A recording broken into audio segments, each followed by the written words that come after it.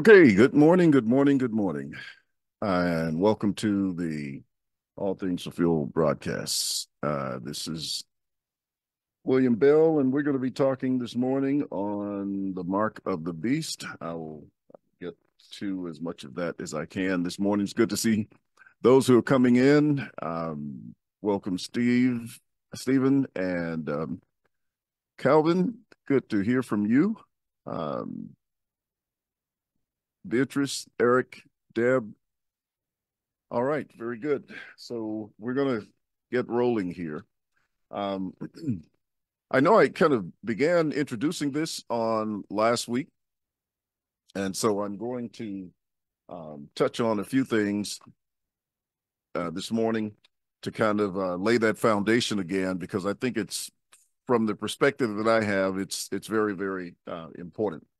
And I didn't always hold this view, but for some reason it's appealing to me and beginning to make some sense. I don't know if any of you have looked at it before, but in terms of how the chapter sort of lays out or is laid out, and the sequence and flow of it suggests to me that this is the direction where this mark of the beast is coming from. At any rate, let's get started. In verse 11, we have the land beast coming up out of the earth. And the earth in Revelation is generally a reference to Palestine. The beast has two horns like a lamb. It spoke as a dragon. The beast is, if you could say, it's a wolf in sheep's clothing.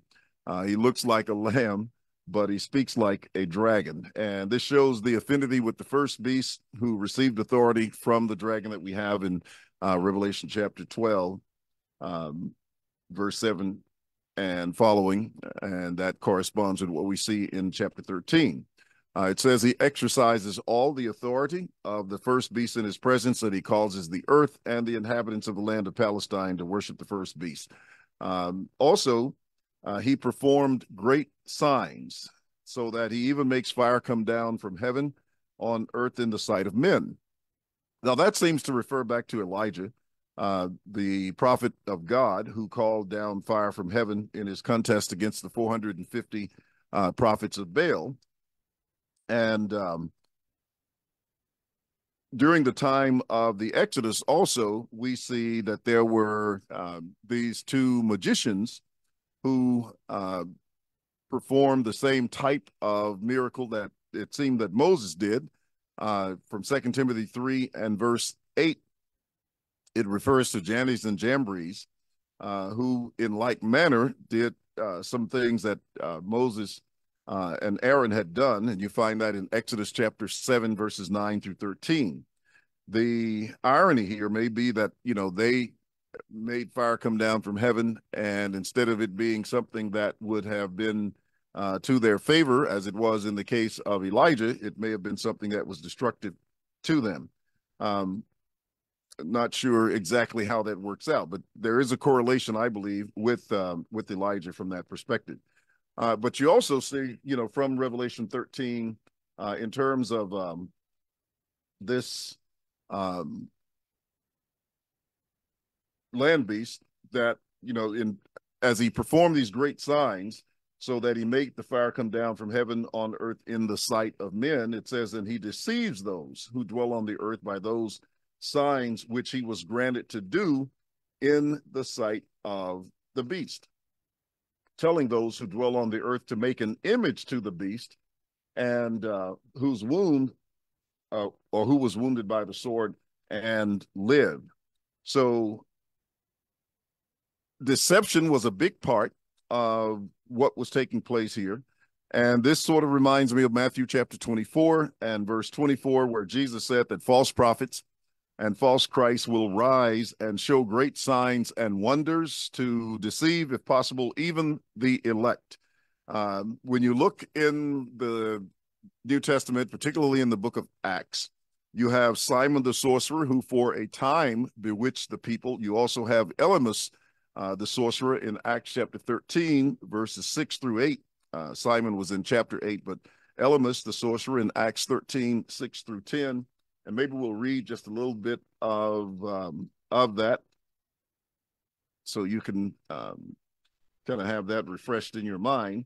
But in Acts 13, beginning at verse 6, the text says, now when they had gone through the island to Paphos, or Paphos, they found a certain sorcerer, a false prophet, a Jew, whose name was Bar Jesus, who was with the proconsul Sergius Paulus, an intelligent man.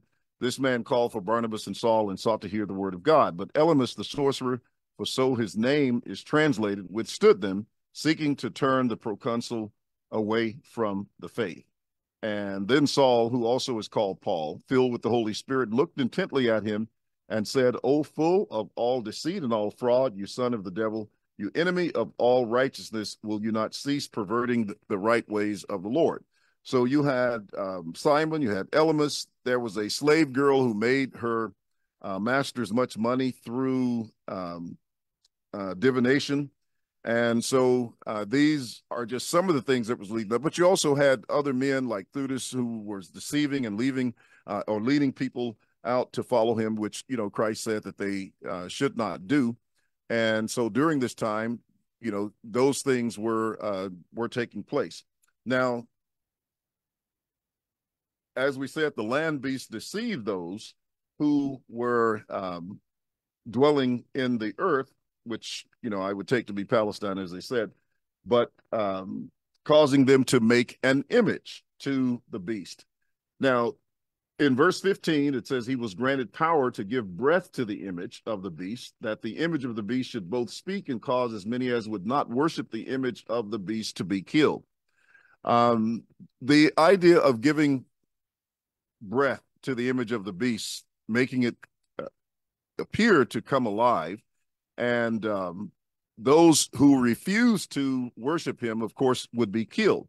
Now, that seems to be the same, as I said before, I think last week, the same pattern of events that took place during the time of the Babylonian captivity.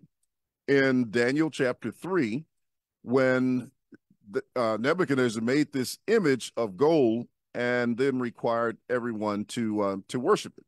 So let's look at that for just a moment and see if this doesn't follow the pattern. And the reason this appeals to me is because of the emphasis on Mystery Babylon in the book of Revelation for Jerusalem. And so, and because of the references to the beast, which take us back to Daniel chapter 7 and chapter 8 for that matter as well. But because it's dealing with information from Daniel, it seems appropriate that this might apply as well. And so, and I agree with you, Jose, it's like adding more fuel.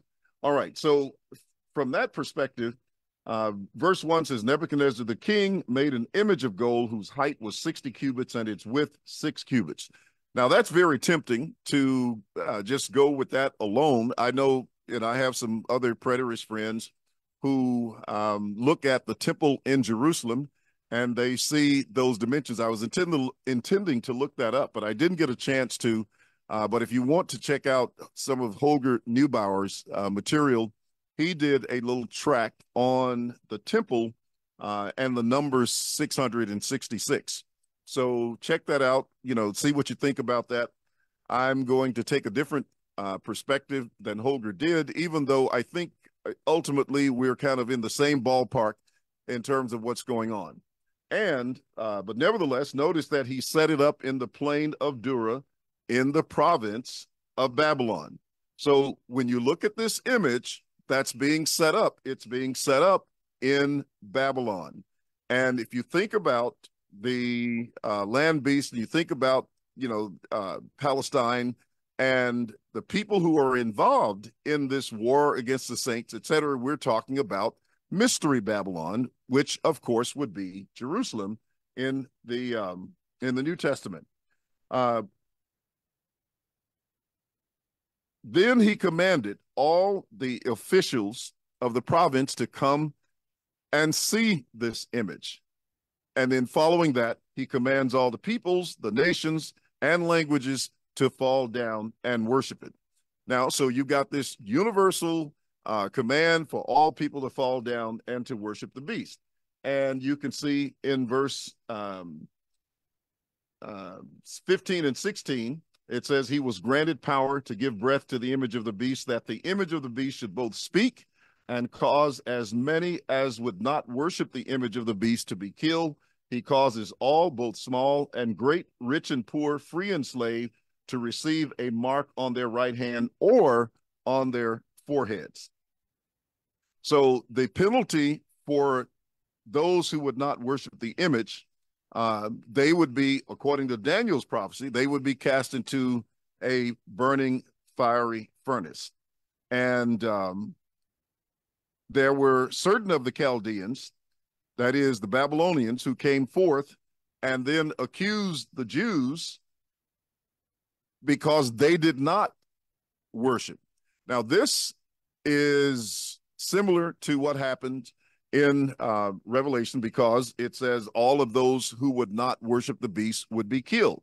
Well, you got the same penalty, you got the same judgment, you got the same condemnation that would come upon them as well.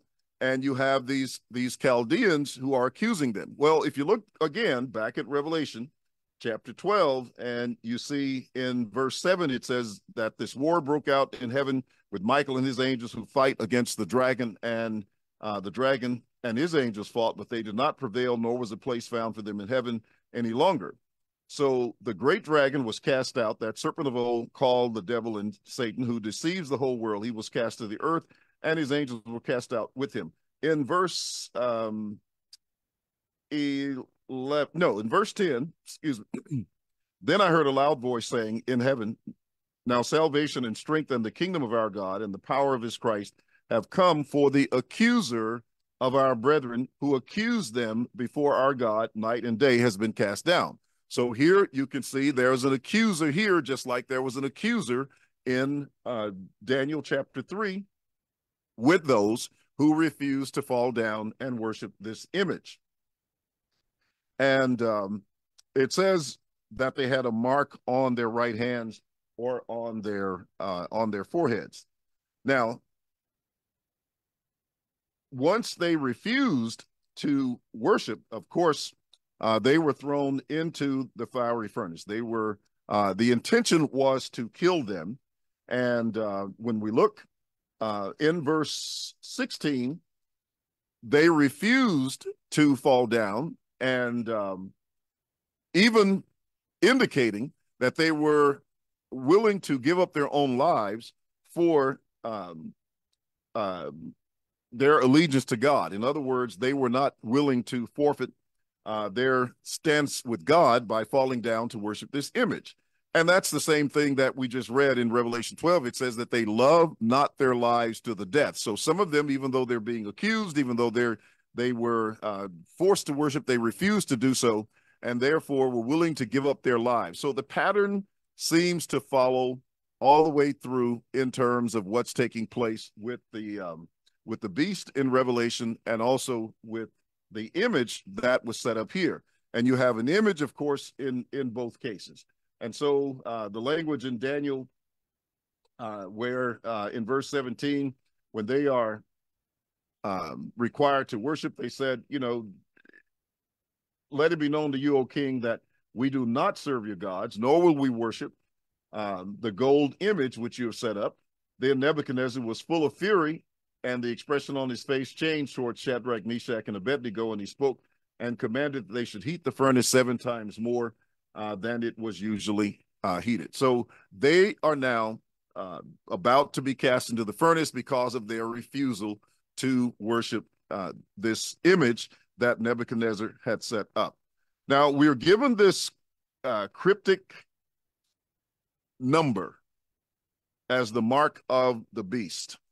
And we've had a lot of suggestions as to who this mark of the beast is. Some ascribe it to Nero, and because they say the letters of his name, and of course you have to use, I think it's the consonants of his name, and those consonants will equal up to 666.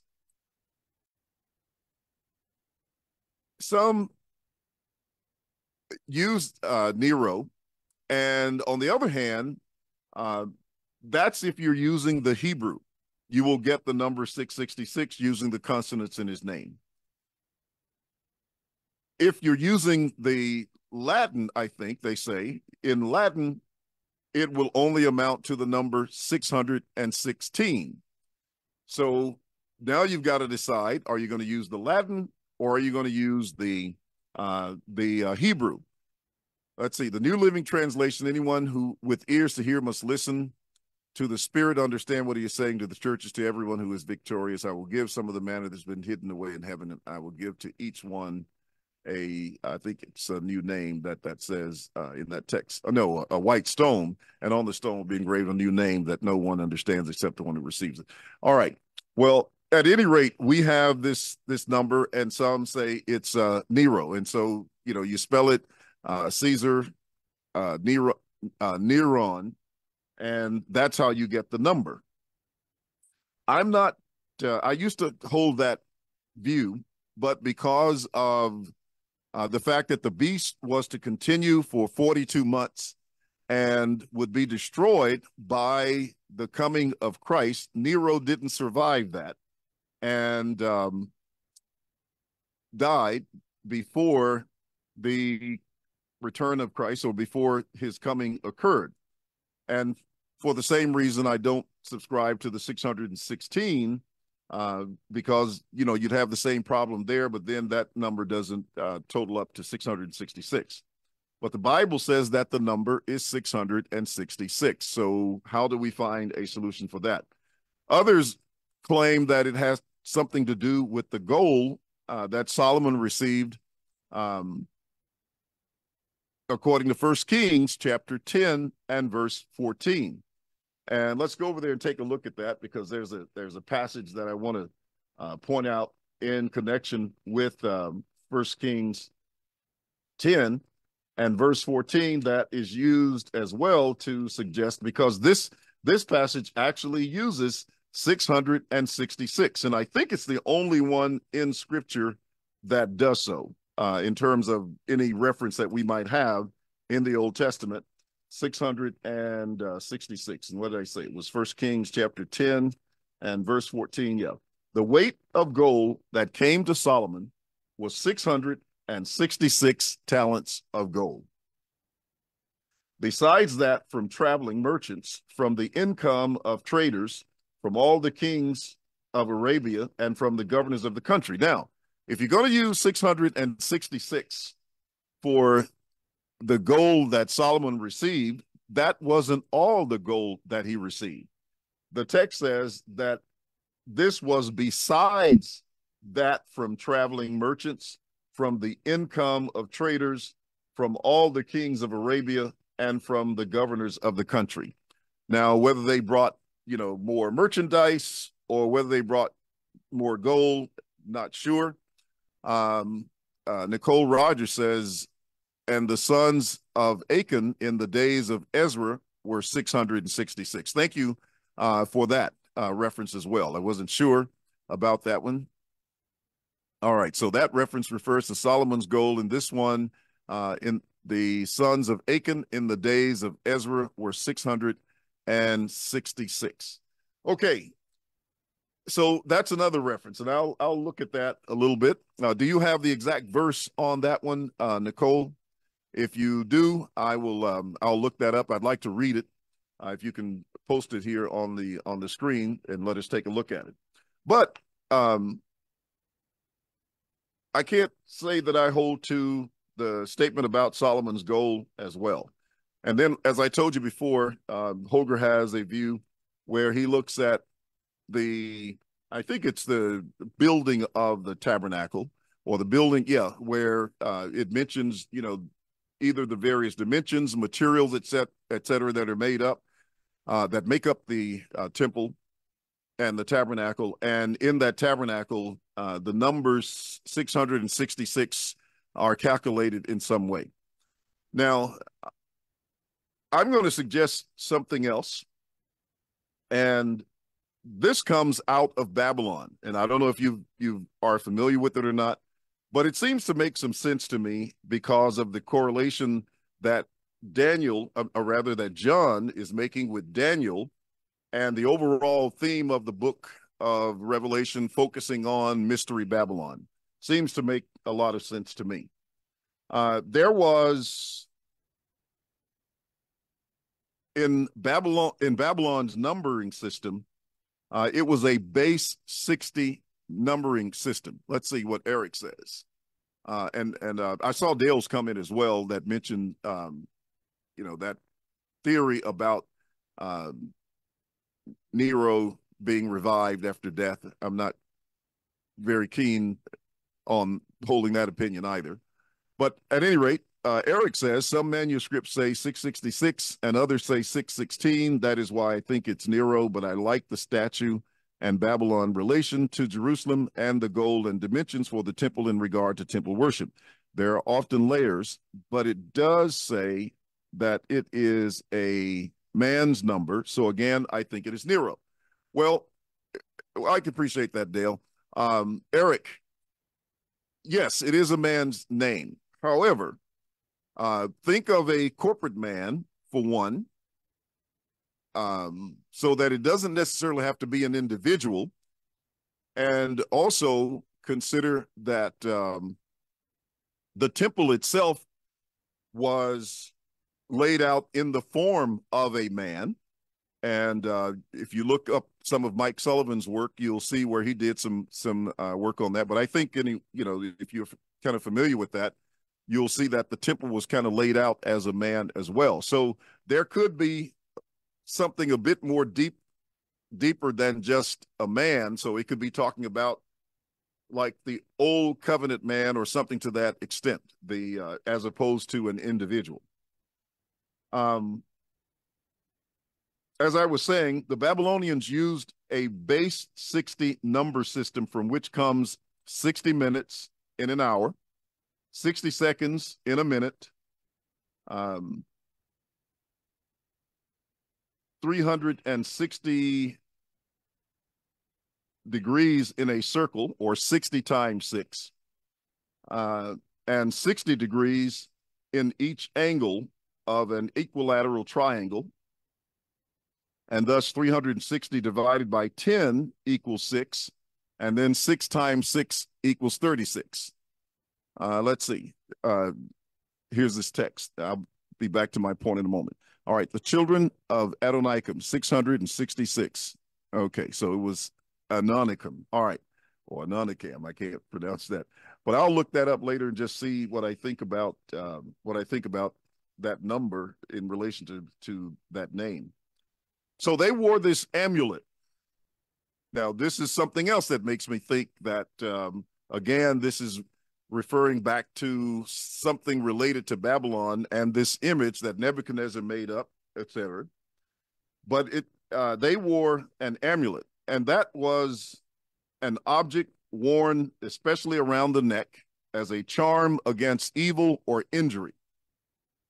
An ornament or gem, and this is Wikipedia's definition of what that is, a scroll or a package containing a relic. Now, I've also heard people talk about the phylacteries, etc., that the Jews wore, and they put a scripture in it, and some wore it on the hand, some wore it on the forehead, or either on, I think, on the shoulder, but nevertheless they used that as well, and they said that may have been the mark of the beast.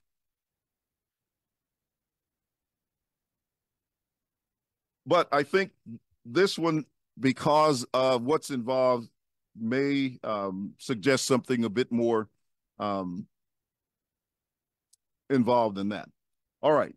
It was a kind of protective ornament or charm, often bearing magical symbols worn for protection against ill will, negative influences, evil spirits, or the supernatural. So that was the basic meaning of this amulet that they wore. But it's also important to look at the significance of the Babylonians using a sexagesimal, and I hope I said that right, base 60 number system. And I've mentioned this 60 minutes in an hour, et cetera. So What they did was they worshiped gods that were associated with the sun, the moon, the planets, and stars involved with astrology. And Babylonians were also the principal developers of astrology, as we know it today. And that it is because of this that pagan priests wore these amulets called Sigilla Solis, or sun seal, which symbolized 36 constellations. And you can also see the origin of Babylon and sun worship. Now, the origin of 666.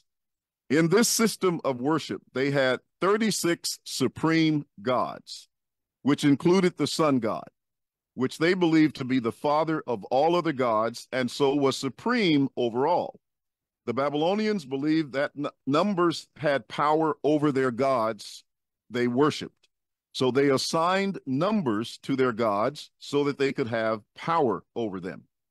They did this by counting their gods and assigning a consecutive number to each of the 36 lesser supreme gods, and then added up the numbers from 1 to 36 and assigned the sum to the sun god. The sun god was assigned number 1, as it was the father of all gods, and thus was also the male deity. The moon god was assigned number 2, and of course was the female deity. The gods numbered 3 through 36 were considered the children of the sun and the moon god, which included the various stars and constellations that these gods were associated with. I am sure that you have already guessed by now that the sum of the numbers from 1 to 36 totals 666, which they also assign to the god associated with the sun as being the father of all their gods. So the calculation is simply this, and you can do this calculation. I would encourage you to do it just so you can see. But if you take the numbers 1 through 36, like 1 plus 2 plus 3 plus 5 plus 6 plus 7, so forth and so on, until you get to the number 36, the total will be 666. Now, scholar and secret society expert Merrill Vance commented in his book, The Trail of the Serpent. He says, in the astrological religion of Babylon, every god had its sacred number or numbers, which were often used in place of a god's name. And these numbers indicated the god's place and power among these astrological gods. Going back into Babylonian astrology, we find the reason for the sanctity of the number 36. The Babylonians divided each of the 12 houses in the zodiac into 3 rooms, making 36 in all. They then divided the entire remainder of the sky into 36 constellations and appointed the ruling god of each constellation to rule over one of the 36 rooms of the zodiac. And since the spirits of the departed were believed to go to and dwell in the stars, which is a teaching that was much alive today. Now, I'm not sure if that refers to a time in the past or whether it still exists today. But at any rate, it says, there was therefore not a spirit in the heavens, not a star in the sky, which was not represented in the 36 rooms of the zodiac. And to swear by the number 36 was to swear by every god in the heavens above, as well as by all the spirits of the departed. The 36 gods were called decans because each ruled over, or decans, I guess, ruled over 10 degrees, but that's what that means, 10, of the zodiac circle, and over 10 days of the 360-day year. So the 7 planets, or the 7-headed astrological dragon, ruled over the 36 decans. Now, these numbers seem to have some relationship because they're talking about dragons, they're talking about the sun and the moon, they're talking about the number 666. All of this seems to kind of fall in place with what's been happening in Revelation 12 and 13, at least up to this point. And so they said it was natural and inevitable that since the summary number of the numbers from 1 to 36 is 666, this number, called the grand number of the sun, should have been assigned to the sun god as the cosmic god who not only ruled over all the other gods, but also was the heavenly parent. Herein lies the reason for the solar seals in use before the time of Christ as amulets to ward off any evil that may come from the 36 decans or decans. Now, that was according to Vance. Again, remember now, in Revelation 13, it says that anyone who did not have this seal could not buy or sell. So it was some form of protection for the people who used it in order for them to be able to survive. Those who did not use it would die. So the purpose of it seems to be the same purpose or a similar purpose that we have in the book of Revelation. Because the Babylonians saw their gods as being predominantly evil, they feared that one of them may strike them down sometime. This is why they made the amulets with a 6x6 matrix with the numbers 1 through 36 on them, which are called numeric matrices, magic squares today. Some positive quantities were credited to some of their gods, and particularly the sun god, but overall their gods were seen as being evil rather than good. Now, in order to increase the power of these numbers in such a way that the sum of any given row, column, or diagonal, excuse me, was 111. And therefore the sum of all 6 rows or all 6 columns was 666. Now, let's see if I can share with you somewhat of a picture of what this looks like. Let's see, I don't know if you can see this at all. If you can, let me get it down a little bit.